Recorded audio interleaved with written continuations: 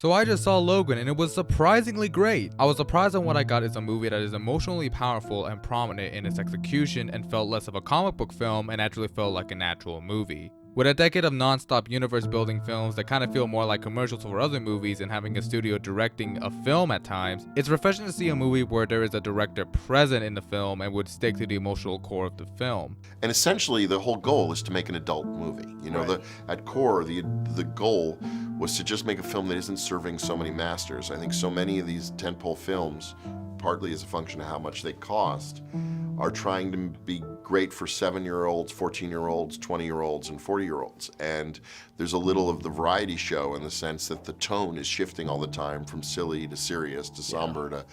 And I think more than anything, I wanted to make a film that just maybe stood out in the sense that it was just a grown-up movie. Seeing how this is the final role of Hugh Jackman as Logan, they did not hold themselves back here. They go raw in this film. Now this film was directed by James Mangold, who was responsible for making that other attempt of making a Wolverine movie. While not being offensively cringy, didn't fully deliver the promise of the potential of Wolverine. He also directed the remake of 3:10 to Yuma, which is clearly shown throughout the film, for it feels kind of more like a Western film, which is a different yet commendable take on the film setting. There's also the film's subtle and clever take on comic book references, where it brings in more of the mythos of Wolverine and the X-Men, and draws comparison of the real and depressing reality of the character. It doesn't go, hey, I know that reference, but instead pokes fun of the self-awareness of the comics and the film. I also commend the film's action sequences for being totally bloody insane. I like that. Not only was the film impressively well made, but the cinematography is something that is also a necessity to talk about here. This is one of the most gorgeously shot films I've seen in 2017 so far. It's the framing and the look of the background that makes the Western element of the film really show, and it's beautiful. It has a very authentic look and feel. But I think the real strength of the film is not only the excessive blood and gore, which we all really demanded in the first place, but the realization of putting character and performances being the emotional core of the film. It's the performance of Hugh Jackman, Patrick Stewart, and newcomer Dafne that really represent the soul of the film. It is their performances that made their characters have even more levity as they're trying to find a purpose for one another. Hugh Jackman really put in more of a broken and depressingly aggressive performance as Logan. After years and years of isolation and being one of the last few remaining mutants in existence, there's a sense of purpose that he's seeking, a sense of doing something justifiable for his actions, something he seeks for in peace within himself. These feelings of purpose are translated to the audience by Hugh Jackman's powerful performance. I haven't seen him take on this performance in years. And that can also be said with Patrick Stewart's performance as Professor Xavier, who also delivers a fantastic performance, but one that is more broken, sorrow, simple, more human. Not being sort of this wise bald man in a wheelchair with powers, but a soul who is mentally and emotionally lost and broken, and is also trying to seek new and meaningful purpose for not just himself, but for the people around him. And then you have Dafne as Laura, who surprised me on delivering quite a fierce and fantastic performance. This is what happens when directors know how to direct children. What made her performance as impressive in the film was not only on how she handled her fight sequences, but how kinda silent her role is. You get a lot more understanding of her emotions through her expressions, and for the script that has her hold back on saying any lines, they needed an actress that can handle giving a more physical and visual performance through her expressions and mannerisms, and damn was she great at that. It's these performances that give even more life and sympathy to these characters. I also like the fact that for the most part, the film was subtle with the Marvel comedy. Like, imagine if the villain of the film was looking for Laura, and he says, I need the girl.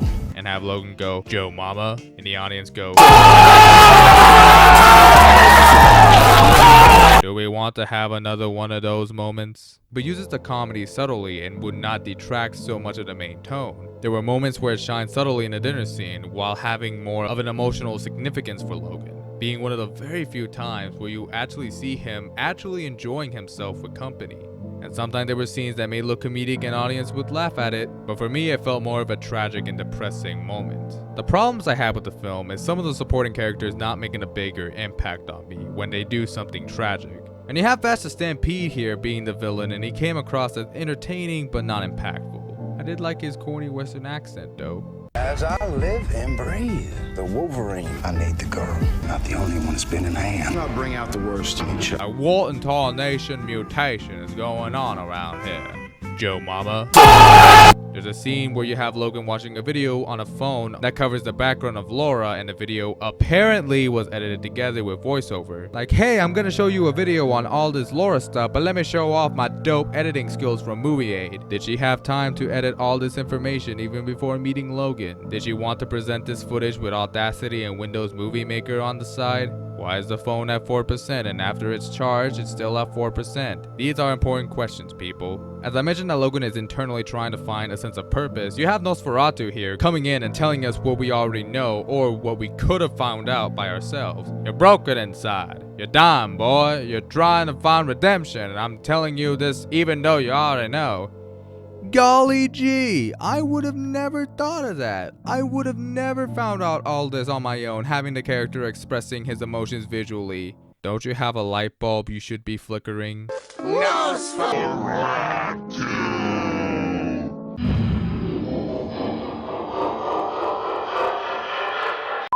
But this is overall a great movie that manages to be more human and encapsulate over this flawed, violent character, trying to look for some way to have personal redemption. It's a movie that delivers not only violent action, but surprises with the emotional rawness and tragedy of these characters. But the final moments manage to garner up a little tear out of me.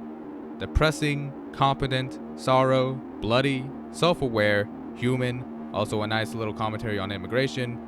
Logan is pretty much Marvel's Dark Knight, and I'm giving it a solid A.